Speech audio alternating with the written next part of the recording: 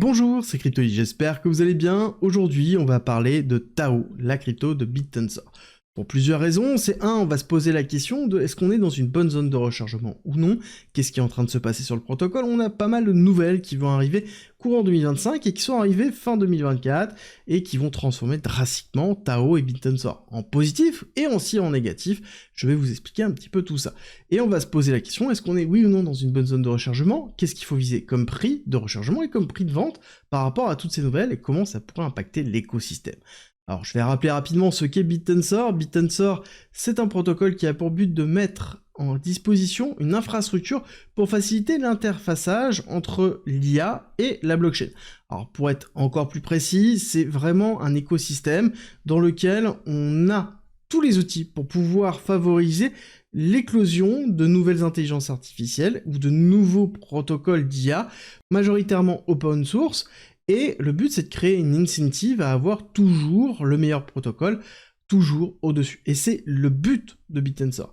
Ce n'est pas une IA, ce n'est pas un protocole blockchain classique, c'est vraiment une infrastructure pour aider au développement des intelligences artificielles à travers la blockchain, oui, mais pas que, parce qu'il n'y a pas tout qui se passe sur la blockchain, il y a uniquement la notion de protocole de transfert de données et de validation, mais toute la puissance de calcul se trouve en dehors. Alors pourquoi on parle beaucoup de BitTensor? Déjà parce que c'est le premier gros protocole qui a offert vraiment un travail très poussé au niveau de la blockchain par rapport à l'intelligence artificielle, qui n'est pas une intelligence artificielle, mais qui est vraiment une infrastructure pour l'évolution d'autres intelligences artificielles. C'est la force de BitTensor. Il faut le voir ça comme étant, par exemple, une blockchain classique, elle, va proposer une infrastructure pour construire des applications décentralisées.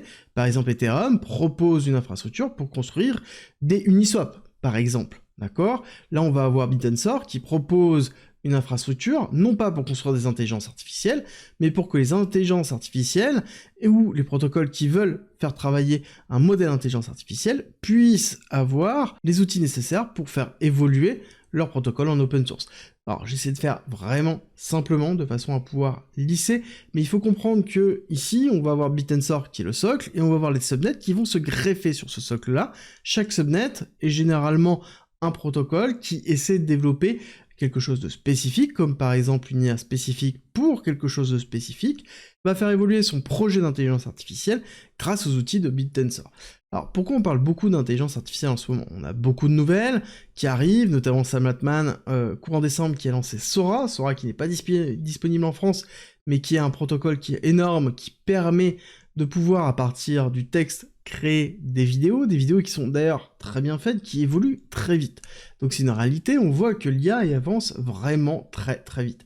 Et c'est pareil, on a aussi toute une dynamique qui se fait autour des agents IA, qui existaient déjà un petit peu après le lancement de ChatGPT, mais qui étaient vraiment très bas de gamme. Maintenant on voit vraiment des grosses évolutions et un intérêt très fort, que ce soit en Web 2 ou que ce soit en Web 3. Et donc l'IA est en train de créer de nouveaux narratifs.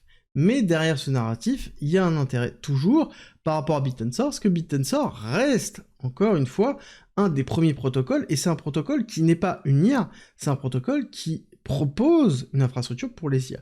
Et donc ça veut dire qu'elle sera toujours valorisée, peu importe les narratifs, tant que ça touche à l'intelligence artificielle, BitTensor continuera à évoluer. Alors il faut voir ça comme étant un écosystème, vraiment une boîte de Lego qui est mise à disposition pour pouvoir construire plusieurs choses et pouvoir développer plusieurs choses. Là-dessus, BitTensor a plusieurs avantages et inconvénients. Premier avantage, c'est que tout est fait. Il y a un coût qui est très fort pour construire un subnet, on va en parler un petit peu après, qui donne de la valeur principalement à Tao, mais aussi, il y a autre chose, c'est que les protocoles peuvent à un moment donné décider de se passer de BitTensor et de partir ailleurs. Et c'est peut-être aussi une des visions long terme que l'on pourrait avoir au niveau de BitTensor, comme étant une forme d'incubateur et d'outils, d'accord, un mix entre les deux, dans lequel on permet de pouvoir avancer très vite, très fort sur une volonté et une vision, et ensuite on navigue de ses propres ailes. Bref, tout ça pour vous dire que BitTensor a beaucoup de nouvelles, comme par exemple, fin d'année, on a annoncé l'EVM qui est arrivé sur BitTensor. EVM, c'est EVM compatible, le fait de pouvoir faire du développement en Solidity et d'exécuter des smart contracts directement sur l'écosystème BitTensor, ce qui est une très bonne chose. Très bonne chose parce que ça permet d'avoir de la diversité supplémentaire, hein. C'est pas une bonne chose pour que ça arrive pour tout, mais en tout cas ça veut dire qu'on peut même se pencher sur de la création d'intelligence artificielle dans la finance décentralisée. Ça peut avoir un intérêt, étant donné qu'il y a un genre de narratif qui est en train de se mettre en place de DEAI, mais bon, ça c'est pas le sujet de cette vidéo, donc on peut avoir un avantage dessus, mais surtout, on a un gros changement qui arrive, on a commencé à en entendre parler fin de l'année, et ça commence à se préciser, notamment ici dans ce post du 30 décembre 2024, où on voit en effet que la mise en place de Dynamic DAO est en train d'arriver en 2025, début 2025, et il faut comprendre que ça change un petit peu tout de ce côté-là. Et pour ça, il faut comprendre un petit peu la dynamique qui se passe au niveau des subnets et au niveau de BitTensor. Alors pour faire très rapidement, pour avoir un subnet, il faut payer en Tao, et ce subnet me permet de pouvoir avoir accès à une grosse partie de l'infrastructure de BitTensor, et ça coûte très cher, très cher, entre 3000 et 4000 Tao, hein, ça évolue en fonction bien sûr de l'offre et de la demande. On voit qu'il y a eu des périodes où il n'y a eu pas du tout de demande, d'autres où il n'y en a pas, et on monte très vite très haut. Là c'est plutôt stable, déjà depuis un certain temps d'ailleurs, on pourrait se dire qu'il y a un palier entre 3000 à peu près Tao pour construire un subnet. Et ici, la problématique que l'on a, c'est que la répartition que l'on fait des rewards est déterminée, est-ce que les subnets sont intéressants ou pas, sont effectués par ceux qui possèdent la majorité, ici, de l'émission, et des Tao qui sont stackés. Et on va pas se cacher qu'il y a une forme de centralisation qui est effectuée dessus. Et c'est un travail qui est effectué par Tao, donc BitTensor, depuis déjà longtemps. Ils sont au courant qu'il y a une forme de centralisation à travers la méthodologie de subnet, et justement, il y a la notion de Dynamics qui devrait régler une partie de ça. Pas la totalité, mais une partie. Et le but, pour faire, encore une fois, très simple, pour pas que ça dure des heures et des heures, c'est que on va mettre à disposition des Tao qui vont être globalement des cryptos qui vont être propres au subnet directement et qui vont être adossés au Tao. Il faut voir ça comme étant ce que l'on peut voir sur des plateformes de Launchpad ou autres, où on va avoir une crypto qui va être la cryptomètre, qui permet de pouvoir créer quelque chose, donc s'enregistrer par exemple en tant que subnet, et derrière se valoriser de son côté, mais par rapport au Tao. Ça veut dire que le DTAO va avoir son propre cours de chaque subnet, et derrière on aura une contrepartie qui sera en Tao. Et c'est important parce que ça veut dire qu'on ne stack plus et on ne valide plus en général, on va devoir sélectionner quels sont les protocoles qui sont intéressants, quels sont les subnets qui sont intéressants, et on va avoir soit des gains, soit des pertes par rapport à ça, par rapport au Tao et au DTAO. Ça veut dire que si on est dans un protocole et un subnet qui marche plutôt bien, à ce moment-là, le DTAO va monter, et donc on va avoir une valorisation en Tao en général qui va augmenter à la hausse. Par contre, à l'inverse, si ça ne fonctionne pas, on va avoir un DTAO qui va chuter, et justement on va récupérer moins de Tao que l'on en a mis au début. Et ça veut dire qu'on va avoir une forme vraiment de pricing qui va être correspondant à l'ensemble des subnets et aux performances des subnets et à l'incentive des subnets.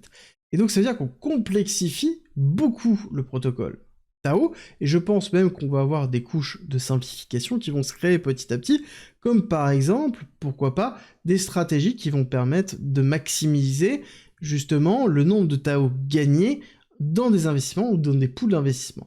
Bon, l'un dans l'autre, je pense que c'est un système qui va donner un petit peu plus de décentralisation, peut-être un petit peu plus de dynamique au niveau de l'écosystème BitTensor, mais est-ce que ça va régler la problématique de centralisation? Je ne pense pas, parce qu'on aura toujours, à un moment donné, une couche supplémentaire qui se greffera dessus, parce que s'il y a des incentives à tirer, bah à ce moment-là, on ira toujours vers les meilleurs incentives, et je pense qu'il y aura des protocoles qui seront spécialisés dessus, comme on voit des protocoles d'agrégation de yielding, c'est-à-dire des protocoles qui permettent de pouvoir vraiment simplifier la récupération des rendements que l'on peut avoir sur des protocoles DeFi. Je vois très bien la même chose arriver sur BitTensor pour simplifier la gestion de tout ça. Bref, tout ça pour vous dire qu'il va y avoir beaucoup de changements, et ce n'est pas terminé encore, d'accord? Comprenez bien que là, il n'y a rien qui est encore acté, on le voit bien que tout est préliminaire, ça c'est un screen que j'ai fait aujourd'hui, donc on voit bien que c'est encore préliminaire, il n'y a rien qui est statué, ça risque de changer, il va falloir valider au fur et à mesure, est-ce que oui ou non ça va être implémenté de cette façon, et est-ce que ça va avoir un impact positif ou non sur le Tao et sur BitTensor.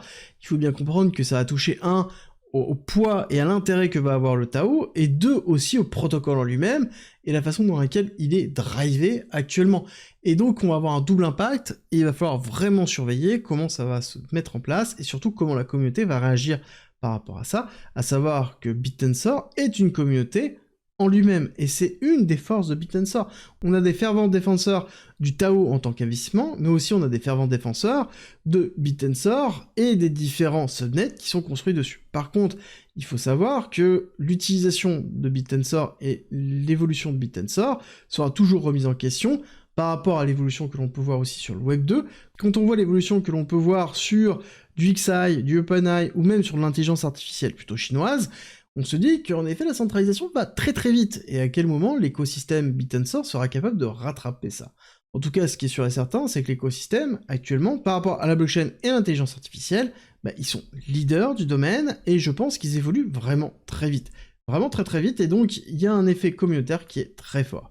Au niveau du prix, qu'est-ce que ça donne? On a un retest qui est en cours, qui est plutôt puissant, c'est-à-dire qu'on a fait un ATH ici dans les alentours des 750 $, et ensuite on est allé retracer dans les 618 du mouvement total, plutôt classique, donc on a fait un retour dans la zone de rechargement avec la mise en place d'une accumulation, on a fait une accélération haussière, et là on est dans une phase de retest qui est plutôt classique, qui est une phase de réaccumulation. Ça ne veut pas dire qu'on ne peut pas aller plus bas, on a une target de continuité de tendance qui est déjà actuellement, d'accord? Le fait de voir qu'on n'arrive pas à casser en dessous, c'est plutôt positif. Par contre, le fait qu'on travaille et qu'on tient toujours les 0,5, pour moi, c'est négatif. D'accord? Normalement, on ne devrait pas tenir ça sur une continuité de tendance, on devrait justement avoir une réaction qui est plutôt positive, donc il est à surveiller, peut-être une continuité baissière légère pour aller retester les alentours des 350, voire passer en dessous des 400 $. Donc dans cette zone-là, on pourra avoir une première zone de réaction haussière, deuxième zone à surveiller qui serait beaucoup plus basse, qui serait ici l'order block qui se trouve là, entre 320 et 280, donc globalement les 300 $, qui sera certainement racheté. On le voit très bien de toute façon au niveau de Tao, grosse communauté, on rachète systématiquement les mèches, et ça c'est positif, ça veut dire qu'on est vraiment dans une dynamique qui est plutôt haussière. Tao, actuellement, on est dans les alentours des 36 en termes de ranking sur CoinMarketCap. On est sur une FDV de 10 milliards de dollars et une market cap de 3,75, quasiment 4. Donc on a une évolution potentielle qui est relativement forte. Quand on regarde un petit peu l'évolution de l'intelligence artificielle dans le Web 2, on peut se dire que, en effet, si on a un effet d'annonce très fort dans le Web 2, il y a de grandes chances que Bit&Sword rééclate à la hausse. Et il va falloir voir, comme je l'ai dit, l'implémentation de cette mise à jour sur le cours et sur l'infrastructure. Parce que forcément, quand on touche à une dynamique aussi forte de Bit&Sword, ça veut dire qu'on aura certainement des impacts. Il va falloir voir comment ça va se dérouler. Bref, tout ça pour vous dire qu'on risque de retourner dans une zone de rechargement.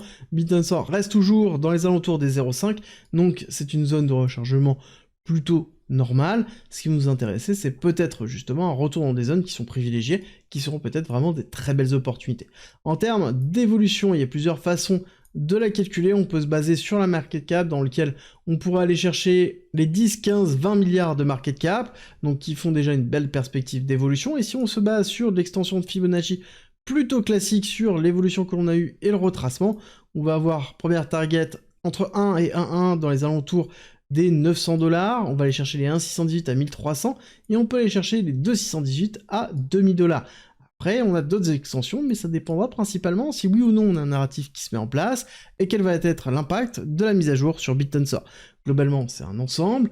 Encore une fois, il faut rappeler que Bit&Sword et Tao est excessivement volatile, que ce soit à la hausse ou que ce soit à la baisse, et donc ça veut dire que c'est positif en termes d'investissement, mais aussi très risqué, et donc il faut avoir une bonne stratégie pour pouvoir gérer ce type d'investissement, et surtout prendre en considération que si on a un retracement, on aura un retracement fort, si on a une expansion, on aura une expansion forte, et surtout bien penser à prendre ses profits, parce qu'on peut retracer très violemment à n'importe quelle nouvelle, et à n'importe quel danger. Donc surtout, faites bien attention à votre gestion du risque, c'est toujours le plus important, et c'est le mot de fin de cette vidéo.